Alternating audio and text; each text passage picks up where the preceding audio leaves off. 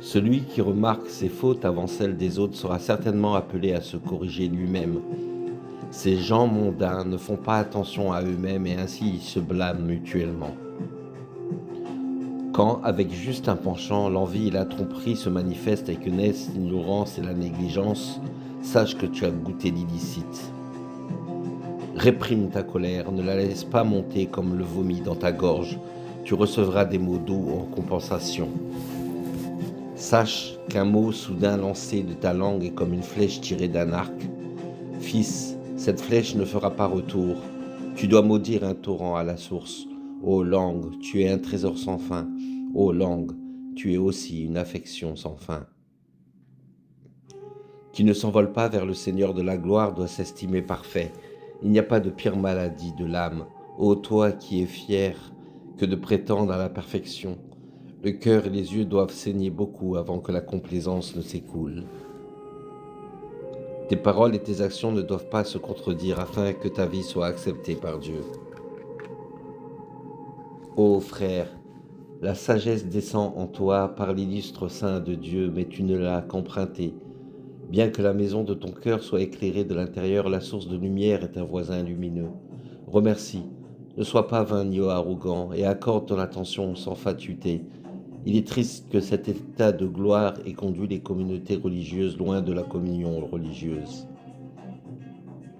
Une personne prétentieuse voyant quelqu'un pécher constate que les flammes de l'enfer se lèvent sur lui. Il appelle son diabolique orgueil à la défense de la religion. Il ne reconnaît pas l'arrogance de sa propre âme. Bien des gens font des œuvres de dévotion, leurs yeux fixés sur l'approbation et la récompense. C'est en réalité un péché caché. Ce que le pieux pense pur est en réalité sot. Dans ton avis, tu te plains. Dans ton envie, tu te plains. Je suis inférieur à tel et tel. Sa supériorité amplifie mon infériorité. Il est vrai que l'envie est un défaut. En elle-même, elle est pire que toute infériorité. Une petite souris, une fois, s'empara de la bride d'un chameau entre ses pattes et tentant d'égaler un homme, essaya de le guider. À cause de la bonne volonté que le chameau lui montrait, la souris s'imagina devenir un héros. L'éclat de sa pensée frappa le chameau. « Vas-y, réjouis-toi, grommela-t-il, je vais te montrer. » Alors la souris arriva sur la rive d'un grand fleuve et fit une brusque halte. « Compagnon de la montagne et de la plaine, dit le chameau, pourquoi t'es-tu arrêté? Que se passe-t-il? Avance comme un homme. Je vais dans le fleuve avec toi, tu es mon guide, ne t'arrête pas à mi-chemin paralysé. » Mais c'est un fleuve large et profond, dit la souris, je crains la noyade. Laisse-moi voir la profondeur de l'eau, dit le chameau, et il y plongea rapidement ses pattes. L'eau n'arrive qu'à mes genoux, aveugle souris, pourquoi te fais-tu du souci? Pourquoi perds-tu la tête? Pour toi c'est une fourmi, mais pour moi c'est un dragon, dit la souris. Il y a une grande différence entre un genou et un autre. Si elle atteint ton genou, intelligent chameau, elle dépasse de 2 pieds ma tête. Ne sois pas si arrogante une autre fois, dit le chameau, de crainte que tu ne sois consumé, corps et âme, par les feux de ma colère. Rivalise avec une souris comme toi-même, une souris n'a pas à frayer avec les chameaux. Je me repens, dit la souris, pour l'amour de Dieu, libère-moi de cette eau mortelle. Écoute, dit le chameau, prenant la souris en pitié, saute d'un bond et assis-toi sur ma bosse. Ce passage m'a été confié, je pourrais faire traverser des centaines de milliers comme toi. Puisque tu n'es pas le souverain, sois un simple sujet. Puisque tu n'es pas le capitaine, ne gouverne pas le navire. Puisque tu n'es pas un prophète, suis leurs pas qui mènent du physique au spirituel. Puisque tu n'es pas le porte-parole de Dieu, sois une oreille. Tant que tu es pris par la flatterie, ô homme insensé, tes fautes et tes imperfections sautent aux yeux. Comment ton caractère sera-t-il amélioré par la flatterie et les mensonges? Tu accumules les compliments et la louange dans ton cœur comme un trésor, mais en fait tu reproches et critiques le spirituel qui serait meilleur pour toi. N'avale pas le miel de ceux qui sont spirituellement perdus, mais avale la bile des rois spirituels, car la gaieté et l'honneur s'en suivent. Sous l'abri de l'esprit, le corps devient âme. L'enfer est un dragon à 7 têtes, l'avidité est l'appât qui te mène au piège. Quand quelqu'un te critique ou n'est pas du même avis que toi, une petite fourmi de haine et d'antagonisme naît dans ton cœur. Si tu n'écrases pas cette fourmi d'un seul coup, elle peut devenir un serpent ou même un dragon. Le cœur troublé n'est pas réconforté par les mensonges. L'eau et l'huile ne produisent pas de lumière, seule la vérité apporte le confort. Les vérités sont l'appât qui attire le cœur. La qualité de chef est un poison, sauf pour celui qui possède l'antidote dans son cœur. La malice vient de l'enfer, et comme ta malice est une partie de l'enfer, elle est l'ennemi de ta religion qui te conseille le ciel. Puisque dans l'étreinte de la malice, tu es aussi une partie de l'enfer, fais attention, la partie gravite vers le tout. Quiconque sème la semence des chardons dans ce monde, soit prévenu, ne le regarde pas dans la roseraie. La personne qui acquiert la connaissance religieuse de sorte qu'elle puisse se rendre intéressante et augmenter sa popularité, plutôt que son illumination spirituelle, est aussi mauvaise que celle qui cherche la connaissance mondaine.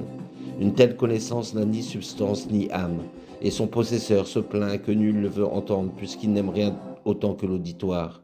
Cette sorte de connaissance est mondaine et ne conduit pas à la liberté spirituelle. Même si tu n'as pas la même faute qu'un autre, ne sois pas suffisant.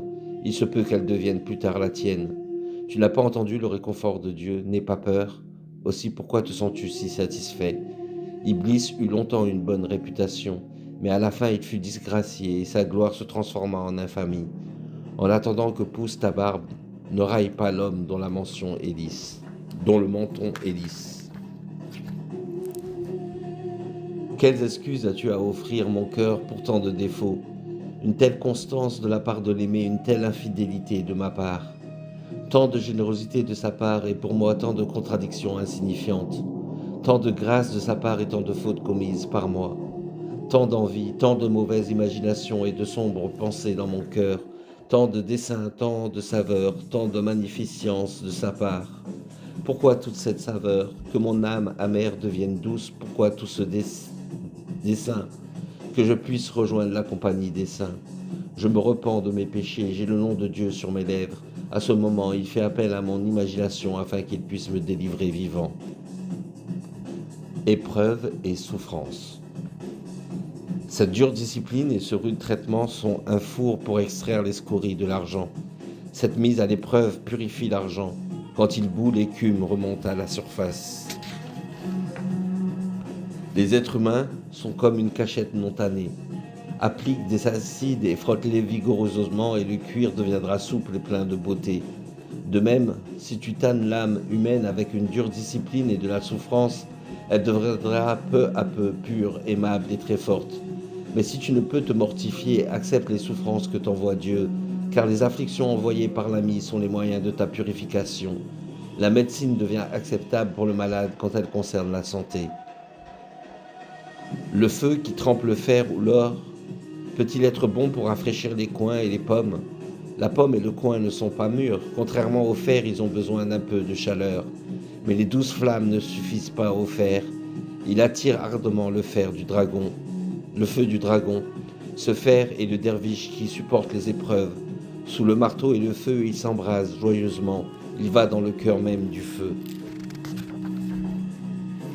La souffrance dans l'autre monde est au-delà de toute description. Par comparaison, la souffrance en ce monde pour te préparer à l'au-delà et la lumière. Heureux sont ceux qui se plongent dans la souffrance requise pour la purification spirituelle et qui de bon cœur prennent sur eux la douleur de servir Dieu et par là même atténuent la souffrance de l'autre monde. Quand Dieu désire venir en aide, il nous laisse pleurer, mais les larmes pour son plaisir apportent la joie et le rire s'ensuit. Quiconque prévoit cela est un serviteur de Dieu. Là où l'eau coule, la vie s'épanouit. Là où les larmes tombent, la miséricorde divine est éclatante. Quand Dieu fixe un sort particulier à une personne, cela ne l'empêche pas d'exercer l'assentiment, le désir et le libre arbitre. Mais quand Dieu envoie la souffrance, le spirituellement faible réagit en s'éloignant de Dieu. Les aimants Dieu réagissent en s'approchant de lui. Dans la bataille, toute peur meurt, mais les couards choisissent la retraite, tandis que les braves chargent l'ennemi. La peur fait aller les courageux de l'avant, mais les faibles, le spirituel, meurent en eux-mêmes. La souffrance et la peur sont des pierres de touche, elles distinguent les braves des couards. Dieu créa la souffrance et la peine afin que la gaieté soit clairement montrée par contraste, car les choses cachées sont rendues manifestes au moyen de leur opposé. Comme Dieu n'a pas d'opposé, il est caché. Une femme avait un enfant chaque année, mais il ne vivait pas au-delà de 6 mois. Il mourait en l'espace de 3 ou 4 mois. La femme se lamentait en disant « Hélas, ô Dieu, pendant 9 mois je porte le fardeau et pendant 3 mois j'ai de la joie. Mon bonheur disparaît plus rapidement qu'un arc-en-ciel. » À cause de l'angoisse dont elle souffrait, la femme se plaignit auprès des hommes de Dieu. 20 fils allèrent à la tombe de cette manière. Leur vie était consumée par un feu vif. Puis, une nuit, elle eut une vision d'un jardin éternel verdoyant et délicieux. La femme fut grisée par sa vue. Elle vit son nom inscrit sur un palais. Ayant une profonde foi, elle sut que c'était le sien. Par la suite, ils lui dirent « Cette bénédiction est réservée à ceux qui ont dédié leur vie vraiment au service de Dieu et sont ainsi dignes de partager ce banquet. Puisque tu es lente à prendre Dieu pour abri, Dieu t'accordera plutôt ses afflictions. » Seigneur, cria-t-elle, donne-moi de telles afflictions pour 100 ans et plus, fais couler mon sang. Quand elle pénétra dans le jardin, elle y vit tous ses enfants. Ils étaient perdus pour moi, pleura-t-elle, mais ils n'étaient pas perdus pour toi. Pleure comme la roue hydraulique, que les herbes vertes puissent surgir de la cour de ton âme. Quand tu ressens de la peine, remercie Dieu, car cette peine entre ses mains est bénéfique. Quand il lui plaît, la peine devient joie et les entraves deviennent liberté. Il n'y a pas de mal absolu dans le monde, le mal est relatif. En ce monde, il n'y a ni poison si sucre, qui n'est pas une aide pour l'un, une gêne pour un autre. Le venin est vie pour le serpent, mais mort pour l'être humain. La mer est un paradis pour le poisson, mais peut noyer des animaux. Si tu frappes un porc-épic avec un bâton, il devient énorme. Plus tu le frappes, plus il augmente. La véritable âme du croyant est comme le porc-épic, car elle se rend plus forte et plus robuste quand elle est battue par les coups de la souffrance. C'est pourquoi Dieu infligea plus de mortification et de souffrance aux prophètes qu'aux autres gens. Nous avons les entrepôts de toutes choses et nous les avons fait descendre dans une certaine mesure. Sans eau, la terre ne peut devenir une brique, ni ne peut devenir une brique quand il y a trop d'eau. Lui seul a le droit de briser, car lui seul peut réparer ce qui est brisé.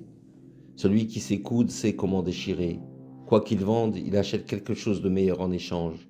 Il met en ruine une maison, puis dans un instant il la rend plus habitable qu'avant. Puisqu'il répare ce qui est brisé, sa destruction est en réalité réparation.